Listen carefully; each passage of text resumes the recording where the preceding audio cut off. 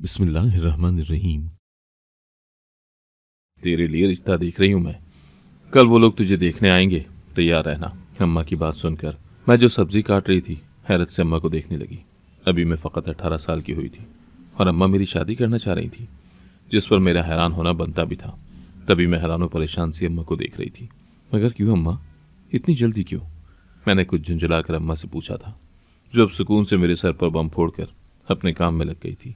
क्योंकि तेरी शादी की उम्र हो गई है और अब मैं जल्द ही तेरी शादी करके तेरे फर्ज से सुबुकदोश हो जाऊंगी और सुकून का सांस ले सकूंगी। अम्मा की बात सुनकर मैंने बुरा सा मुंह बनाकर अम्मा को देखा, जिनके चेहरे पर साफ लिखा हुआ था कि वो मेरी कोई भी बात सुनना नहीं चाहती। जिस पर मैंने खुद को समझा बुझा लिया कि अब कुछ कहने का फायदा ही नहीं था, कि अम्मा को मैं अच्छे से जानती थी। अब अम्मा ने अगर फैसला कर लिया है तो वो अपनी मनवा कर ही रहेंगी। अगले दिन मैंने पूरे घर की अच्छे से सफाई कर दी थी कि मेहमान आने वाले थे। अब्बा सवेरे ही काम के लिए निकल गया था और अब घर पर सिर्फ मैं और अम्मा ही थे। अम्मा तो आने वाले मेहमानों के लिए खाने का सामान लेने गई थी, जबकि मैं पूरे घर को चमकाने में मसरूफ थी। पूरे 2 घंटे बाद तकरीबन 12 बजे के करीब मेहमान आए थे, जिनमें लड़के की माँ, भाई और भाभी शामिल थे। चाय वगैरह बिल्कुल तैयार थी। अभी वो लोग आकर बैठे ही थे जब अचानक अब्बा घर में दाखिल हुआ और मेहमानों को देखकर चौंक उठा। मैं किचन में खड़ी चाय कपों में डाल रही थी जब अब्बा के चीखने और शोर की आवाज़ सुनी, जिस पर मैं घबराकर चाय वहीं छोड़कर बाहर आई तो ये देखकर हैरान रह गई कि अब्बा मुसलसल चीख रहा था और बार बार यही कह रहा था कि उसे अपनी बेटी की शादी करनी ही नहीं है। अब्बा के चेहरे के तासुरात और गुस्से से साफ तौर पर यही लग रहा था कि अब्बा को मेहमानों की आमद के बारे में बिल्कुल भी मालूम नहीं था। अम्मा भी घबराई हुई खड़ी थी, जबकि अब्बा के बार बार इनकार करने पर लड़के की माँ भी अब ऊंची आवाज में चीख कर कह रही थी कि अगर बेइज्जती ही करनी थी और रिश्ता नहीं करना था तो बुलवाया ही क्यों। अब्बा और उस औरत के चीखने पर अजीब सा शोर मच गया था। अब्बा ने रिश्ता आने पर ही वावेला मचा दिया था, जो सिर्फ मेरी नहीं अम्मा की समझ से भी बाहर था। वो मेहमान बकते झुकते हमारे घर से चले गए तो अब्बा का रुख हमारी तरफ हुआ, जिस पर मैं घबरा कर एक तरफ सर झुकाकर खड़ी हो गई, क्योंकि मुझे अब्बा से बेहद डर लगता था। किसने कहा था कि रिश्ते की बात आगे बढ़ाओ, और यही नहीं बल्कि उनको घर पर चाय पर भी बुला लिया। अब्बा ने भड़क कर पूछा तो अम्मा गहरा सांस भरकर अब्बा को देखते हुए बोली, इसमें इतना गुस्सा करने वाली और भड़क कर वावेला मचाने वाली क्या बात है भला? अम्मा के पूछने पर अब्बा ने फिर से भड़क कर कहा, चुप करो, आगे से जवाब देकर जबान दराजी मत करो मेरे साथ। अब्बा इतना कहकर कमरे में घुस गया तो मैंने अम्मा को देखा, जो खुद भी परेशानी से मुझे ही देख रही थी। मैं अम्मा के करीब गई और अम्मा को तसल्ली देकर कहा कि अब्बा को लेकर परेशान मत हो। अब्बा को शायद इस बात का बुरा लगा है कि तूने अब्बा को इन लोगों के आने का नहीं बताया। तभी अब्बा ने गुस्से में इनकार कर दिया है। तू फिक्र मत कर, अब्बा का गुस्सा उतरेगा तो वो खुद ही ठीक हो जाएगा। मैं अपनी तरफ से अम्मा को तसल्लियां दे रही थी, जबकि मैं खुद भी पूरी यकीन नहीं थी कि अब्बा को महज वक्ती गुस्सा था या फिर अब्बा सचमुच मेरी शादी नहीं होने देना चाहते थे। मैंने अम्मा को समझा बुझा दिया था, मगर अम्मा को समझ लगी थी या नहीं, लेकिन वो चुप जरूर हो गई थी और मेरे लिए यही बहुत था।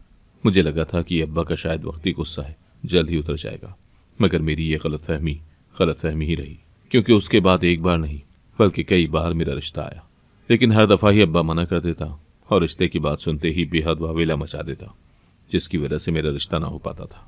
मुझे और अम्मा को समझ में नहीं आता था कि अब्बा क्यों मेरे रिश्ते की बात सुनकर वावेला मचा देता है। तभी हम बेहद परेशान रहने लगे थे।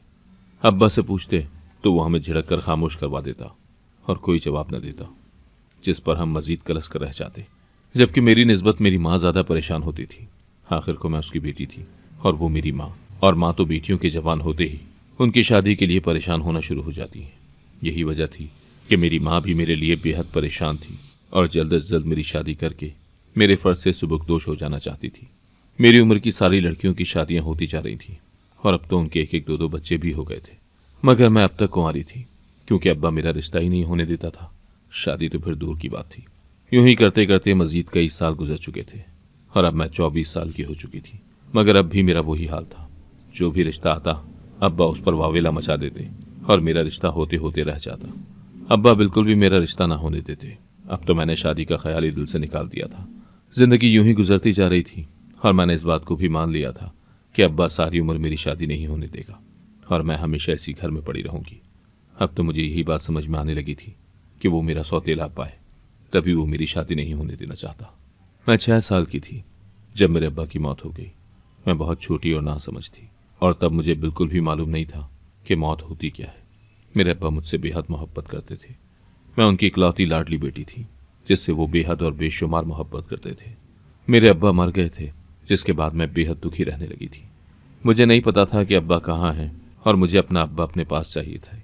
उनके बगैर मेरा गुजारा होता ही नहीं था। ना ही मैं नादान ये समझती थी कि अब वो कभी मेरे पास वापस नहीं आ सकेंगे। अम्मा से जब भी पूछती कि अब्बा कहाँ हैं, तो वो बस एक ही बात कहती कि अब्बा मेरे लिए खिलौने और नए कपड़े लेने गए हैं। वो मेरे लिए बहुत सारी नई चीज़ें लेने गए हैं, लेकिन दूर गए हैं, तो उन्हें आने में कुछ देर लगेगी। नए कपड़ों और खिलौनों का सुनकर मैं बहल जाती और आने वाले सुहाने वक्त का सोचकर खुद में ही खुश होती रहती कि अब्बा आएंगे तो मेरे पास नए कपड़े और ढेर सारे नए खिलौने होंगे। मगर वक्त गुजरता रहा और ऐसा कुछ भी ना हुआ। न ही मेरे अब्बा वापस आए, जिस पर मैं अब बेहद गमज़दा रहने लगी थी। सब बच्चों को उनके वालिद के साथ खेलते देखकर मैं बस दिल महसूस कर रह जाती, क्योंकि मेरे अब्बा मेरे पास नहीं थे। कभी कभी मैं अम्मा से उलझ पड़ती और आगे से अम्मा बस रो देती, मगर उसका रोना मुझे कभी भी समझ में न आया था। तब मैं महज 6 साल की थी। अब्बा की मौत को 6 माह गुजरे थे, जब मेरी दादी का भी इंतकाल हो गया और फिर मेरे चचा और ताया ने मिलकर मुझे और मेरी अम्मा को घर से निकाल दिया और अब्बा के हिस्से में से हमें कुछ भी ना दिया, बल्कि यह कहकर हमें हर चीज़ से बेदखल कर दिया कि ये सारा पैसा और सारी जायदाद उनकी बनाई हुई है और उसमें मेरे अब्बा का कोई भी हिस्सा नहीं बनता है। जबकि मेरे अब्बा भी इस जायदाद में बराबर के शरीक थे, लेकिन मेरे चचा और ताया मुकर गए और हमें उस जायदाद से बेदखल कर दिया। अम्मा इतनी ज़्यादा पढ़ी लिखी नहीं थी और ना ही उसके पीछे उसके भाइयों या नाना नानी की सपोर्ट थी कि वो मेरे चाचा और ताया के खिलाफ जाकर पुलिस में कंप्लेन करवाती या मुकदमा लड़ती। इसीलिए उसने ये दोनों काम ही ना किए। मेरे नाना नानी ने अम्मा को जहेज तो ज़्यादा दिया ही नहीं था। तभी जब अम्मा मुझे लेकर अपने मैके की तरफ रवाना हुई तो उसके पास चंद पैसों और कपड़ों के अलावा कोई ज़्यादा सामान नहीं था। अम्मा ने घर आकर अपने भाइयों और अम्मा अब्बा को बताया तो वो भी दम साध कर बैठ गए और किसी ने कोई भी कदम उठाने का हौसला न किया। मामू के पास इतने पैसे नहीं थे कि वो मेरे चचा और ताया के खिलाफ जाकर मुकदमा करते या उनके खिलाफ कोई कार्रवाई करते, क्योंकि मेरे चचा और ताया की पुलिस और वकीलों के साथ काफ़ी जान पहचान थी। जबकि मेरे मामू वगैरह सादा और शरीफ से लोग थे। मैं अपनी माँ के साथ जब अपने मामू के घर आ गई तब मेरे नाना नानी वफात पा चुके थे और अब उस घर में मेरे 2 मामू, 2 मुमानियाँ और उनके 4-4, 5-5 बच्चे थे। हम माँ बेटी के आ जाने से 2 लोगों का इजाफा मजीद हो चुका था। मेरे बाप के मरने से पहले मेरी अम्मा जब भी यहाँ रहने आती थी तो उनको नानी के कमरे में ठहराया जाता था, जबकि नाना बैठक में सो जाते थे। इस घर में टोटल 4 कमरे थे। एक कमरा बड़ी मुमानी के पास, दूसरा कमरा छोटी मुमानी के पास, जबकि तीसरा कमरा नानी के पास होता था और चौथे कमरे को बैठक के तौर पर इस्तेमाल किया जाता था। लेकिन अब नानी के कमरे में इजाफी सामान रख दिया गया था, जिसमें बड़ी मुमानी और छोटी मुमानी के जहेज की चीज़ें थी, जबकि नानी का पुराना सारा सामान बेच दिया गया था और अब हमारे रहने के लिए वहाँ कोई फालतू कमरा नहीं था जो खाली होता। रहने के लिए इंसान को छत की ज़रूरत होती है और उस छत के अंदर ही इंसान महफूज होता है। अगर हम नानी के घर से चले जाते तो सर से छत छिन जाती। मेरी अम्मा भी जवान थी और मैं फ़कत 7 साल की हो गई थी। ऐसे में अम्मा बगैर किसी सहारे के मुझे किस तरह पालती। अम्मा ने सिर्फ 5 जमातें पढ़ी हुई थी। ऐसे में वो कोई नौकरी भी नहीं कर सकती थी। यूँ हम मजबूरन माँ बेटी नाना नानी के उसी कमरे में ठहर गई। अम्मा ने मामू से बैठक में रहने की बात की थी तो मुमानी फ़ौरन कहने लगी कि हमारे घर मेहमान आएंगे तो उनको कहाँ बिठाएंगे। उनकी तीखी निगाहें अम्मी और मुझ पर थीं। मामू भी आगे से कुछ नहीं बोले थे। अम्मी दिल महसूस कर रह गई। इसीलिए हमें नानी के कमरे में ठहरना पड़ा, जहाँ बैठने के लिए कुछ भी नहीं था और ना लेटने के लिए कुछ था। कमरे में अलमारियाँ और आयरन स्टैंड और मशीनें वगैरह पड़ी थी। कमरा इतना छोटा पड़ गया था कि यहाँ ना बेड आ सकता था और ना सोफे आ सकते थे। इसीलिए हम मजबूरन ज़मीन पर ही गद्दे बिछाकर सो जाती थी। अल्लाह का शुक्र था कि नानी की पेटी में उनके पुराने बिस्तर पड़े हुए थे, वही हम दोनों ने निकाल लिए थे। कुछ दिन तो सब कुछ ठीक रहा, लेकिन फिर मुमानियों की नज़रों में हम खटकने लगी थी। दोनों मुमानियाँ तबीयत खराबी का बहाना बनाकर अम्मा से ढेरों काम करवाती थी। अम्मा थक जाती थी, लेकिन आगे से उफ तक नहीं करती थी। मुझे ये सब देखकर अच्छा नहीं लगता था, लेकिन मैं क्या कर सकती थी। इसके अलावा मेरा अब दिल करता था कि मैं भी स्कूल जाऊँ, क्योंकि जब अब्बू जिंदा थे तब मैं स्कूल जाती थी। बदकिस्मती से मैं सिर्फ 2 ही जमातें पढ़ पाई थी। अब मैं पहली जमात में दाखिला लेना चाहती थी, लेकिन अम्मी के पास तो अब पैसे नहीं थे, इसीलिए वो मुझे आगे पढ़ा न सकी। अपने कज़न्स को स्कूल जाता देखकर मेरी आंखें भर आती थी। एक दिन मुझे रोता देखकर अम्मा ने परेशानी से मुझसे पूछा कि क्या हुआ बेटा शहरीन। अम्मा ने पूछा तो मैं उसके गले लगकर रोने लगी और अपनी परेशानी बताई। अम्मा जानती थी कि मुझे पढ़ाई का बड़ा शौक था और मैं इम्तहान में हमेशा अव्वल नंबर पर आती थी। इसीलिए अम्मा ने मुझे नानी के घर से नज़दीक ही एक सरकारी स्कूल में डाल दिया, जिसकी फ़ीस 20 रुपये थी और किताबें मुफ्त थी और यूनिफॉर्म भी। अम्मा मामू के आगे हाथ नहीं फैलाना चाहती थी, इसीलिए उसने मुझे सरकारी स्कूल में डाला था। घर के बाकी बच्चे यानी मेरे कज़न्स बड़े स्कूल्स में जाते थे। खैर, मैं उनसे कोई हसद नहीं करती थी। मेरे लिए यही काफ़ी था कि मैं पढ़ रही थी। वक्त थोड़ा आगे को सरक गया और मैं 9 साल की हो गई। इस दौरान घर में लड़ाइयाँ बहुत बढ़ गई थीं। मेरे दोनों मुमानियाँ और उनके बच्चों को हम माँ बेटी बहुत बुरी लगती थी। वो गुस्सीली निगाहों से हमें देखते थे। इस दौरान दोनों मुमानियों ने मामू को भी हमारे खिलाफ भड़का दिया था। उस घर में हमें अपना आप अजनबी लगता था। हम मजबूरी में यहाँ रह रहे थे, वरना हमें ऐसे घर में रहने का कोई शौक नहीं था जहाँ हमारी इज्जत न थी।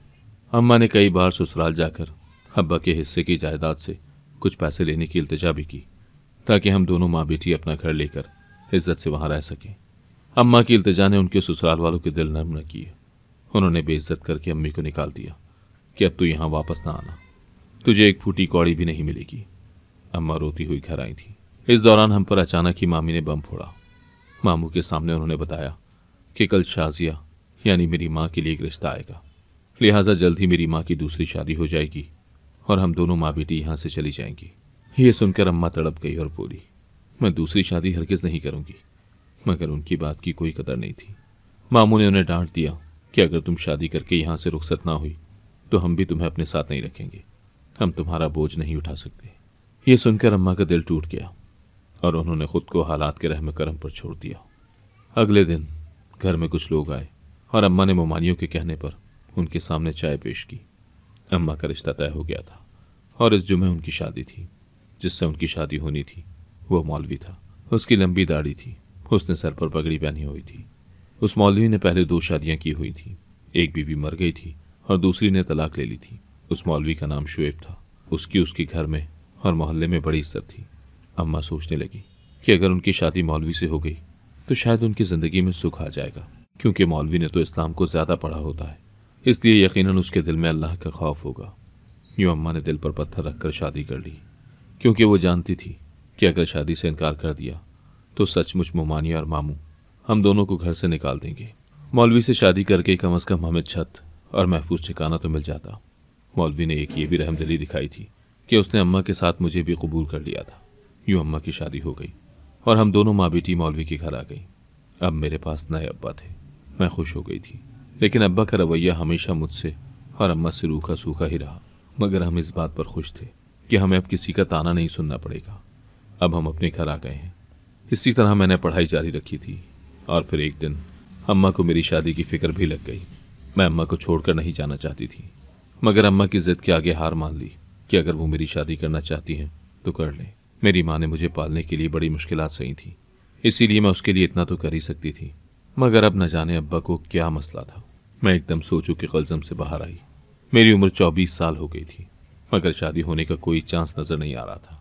अम्मा अलग परेशान थी। वो अब्बा की मर्जी के बगैर मेरी शादी नहीं करना चाहती थी, क्योंकि अब्बा के हम पर काफ़ी एहसान थे।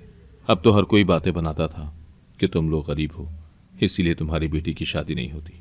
लगता है बेटी ने कहीं मुंह काला कराया हुआ है, इसीलिए तुम उसकी शादी नहीं करते। लगता है लड़की में कोई नुक्स है। जितने लोग थे उतनी ही बातें कर रहे थे। लोगों की बातों ने मुझे बड़ी जहनी अजियत दी और मुझे बीमार कर दिया।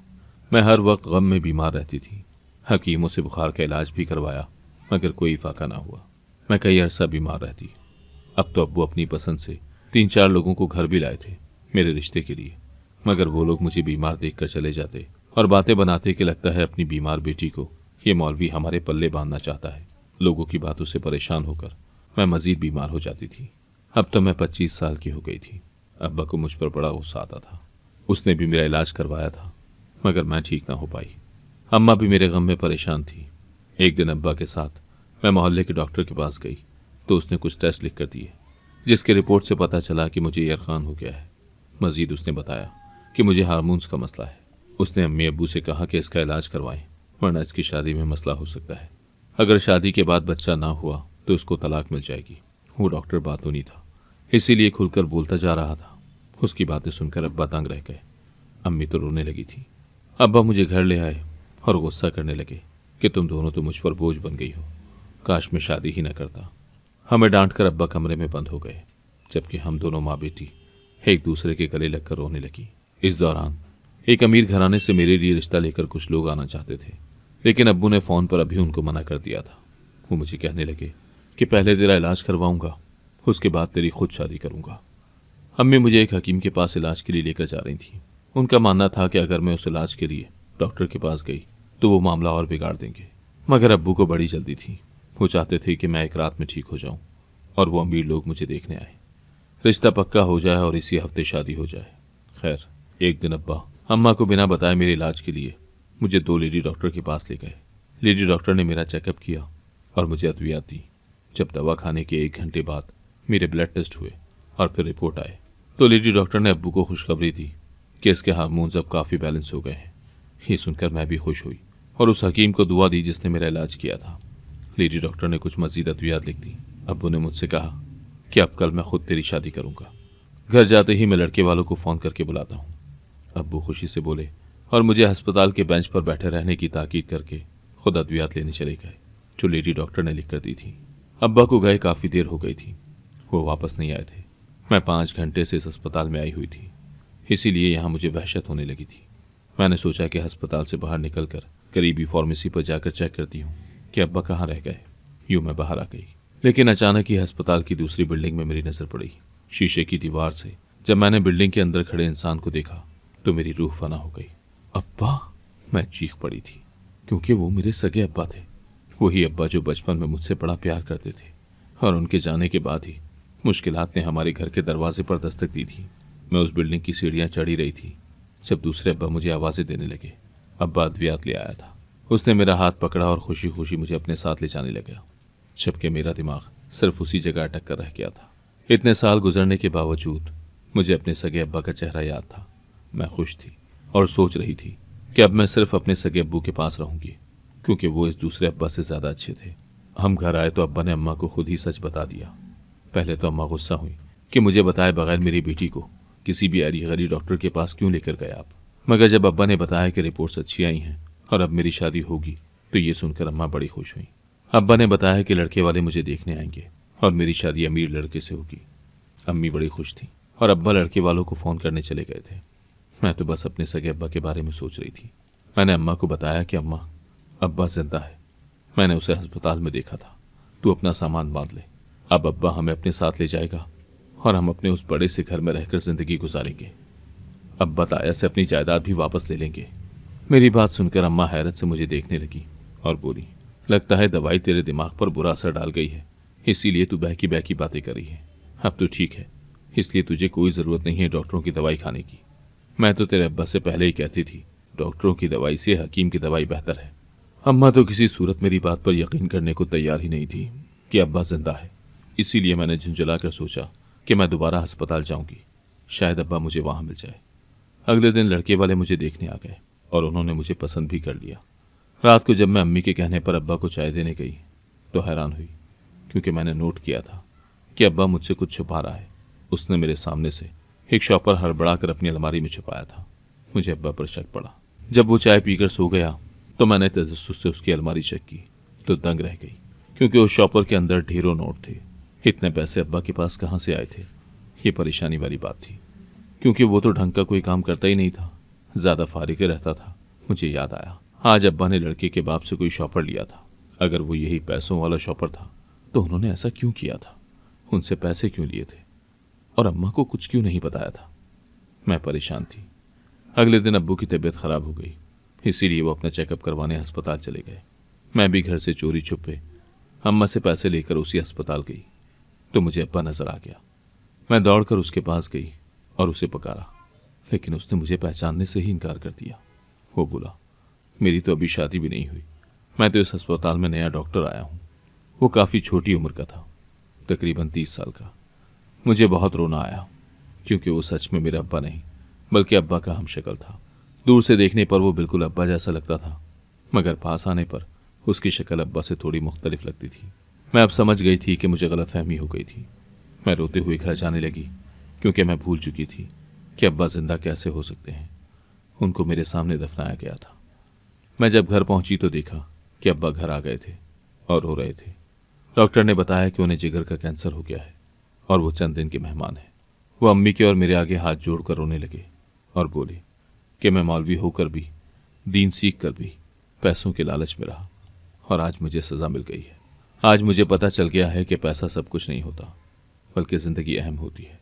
मैंने पैसों के लालच में शाजिया से शादी की। तुम्हारे भाइयों ने मुंह मांगी कीमत लेकर तुम्हारी शादी की थी। ऐसे तुम्हारे भाइयों का फ़ायदा भी हुआ और मेरा भी। तुम्हारे भाइयों ने तुम्हें बोझ समझकर मुझे दे दिया और बदले में मुझे वो पैसे दिए जो तुम्हारी माँ ने तुम्हारे लिए रखे थे, मगर तुम्हारे भाइयों ने धोखे से वो पैसे संभाल कर रखे और फिर मुझे दे दिए ताकि मैं तुमसे शादी कर लूँ। उसके बाद भी मैं पैसे हासिल करने की चाह में ख्वार होता रहा। तुम्हारे भाइयों को तंग करता कि मुझे पैसे दो, वरना तुम्हारी असलियत तुम्हारी बहन को बता दूंगा। यूं वो डर कर पैसे दे देते। मैंने अब तक शहरीन की शादी इसलिए नहीं की थी क्योंकि मैं चाहता था कि किसी अमीर लड़के का हमारे घर रिश्ता आए और यूं मैं उसके ससुराल वालों से भी पैसे लेता रहूं। घर में जब भी गरीब लड़के का रिश्ता आता तो मैं उनको घर से निकाल देता था। उस दिन अमीर लड़के के बाप के आगे भी झूठ मूठ कर रोकर मैंने उससे ढेरों पैसे ले लिए थे। मुझे माफ़ कर दो, मैं पैसों के लालच में अंधा हो गया था। इसीलिए पहले तुम्हारी मर्जी के खिलाफ तुमसे शादी की और तुम्हारी बेटी को भी पैसों के लालच में घर बिठाए रखा और इसकी शादी ना की कि इसे जहेज देना पड़ेगा। अब्बू रोते हुए बता रहे थे और हमसे माफ़ी मांग रहे थे। अब्बा ने बताया कि ये पैसे उनकी कुछ काम नहीं आए क्योंकि डॉक्टर्स का कहना है कि अब मैं किसी सूरत नहीं बच सकूंगा। अब्बा तो चुप हो गए थे, लेकिन अम्मा रो रही थी। अम्मा ने अब्बा को माफ़ तो कर दिया था, लेकिन उनसे बातचीत बंद कर दी थी। कुछ ही दिनों में अब्बा इस दुनिया से चले गए और उनके ढेरों पैसे उनकी अलमारी में पड़े रह गए थे। अम्मी ने एक मुनासिब सा रिश्ता देखकर मेरी शादी कर दी थी। अम्मा मुझे अक्सर कहती थी कि दौलत की लालच मौलवी पर भी छा जाती है और सगे रिश्तों पर भी। दौलत की लालच में तेरे दूसरे अब्बा ने कितनी तकव्वुद होगी, लेकिन वो दौलत उसकी ज़िंदगी न बचा सकी। वो दौलत जो उसने हासिल की और जिसकी चाह उसके कोई काम ना आ सकी।